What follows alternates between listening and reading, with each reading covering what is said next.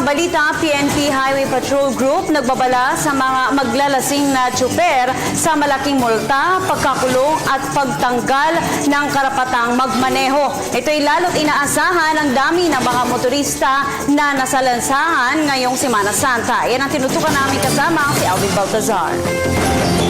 Nagpaalala ang PNP Highway Patrol Group partikular sa mga tsuper na inaasahang sasabak sa malayo ang pagmamaneho ngayong mahal na araw na iobserba ang simpleng panuntunang if you drive, don't drink at if you drink, don't drive.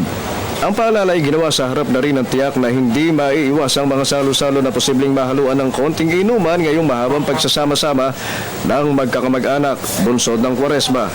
Ayon kay PNP HPG spokesperson Superintendent Elizabeth Velasquez, kasama sila sa magpapatupad ng kasasabatas pa lang na anti-drunk driving law na ang layunin makaiwas sa mga aksidente sa lansangan. Actually, nagkaroon na kami ng seminar kung saan isa yung HPG talaga sa implementors nito. Mabigat pati sa bulsa ang parusa sa mga tsuper na mapapatunayang nagmamaneho ng nakainom. Sa mga driver na may 0.05 toxicity alcohol level, 20,000 piso na ang multa pero hindi pa yon dahil may 3 buwan pa ng pagkakakulong. Mas malupit pa ang parusa kung may masaktan o kaya'y namatay na bukod sa mas malaking penalty at kulong ay ipapawalong bisa na rin ang lisensya sa pagmamaneho. Batay sa datos ng PNP Highway Patrol Group, tumaas ang bilang ng road accidents noong isang taon na umabot sa 15,573 kumpara sa 12,875 noong 2013.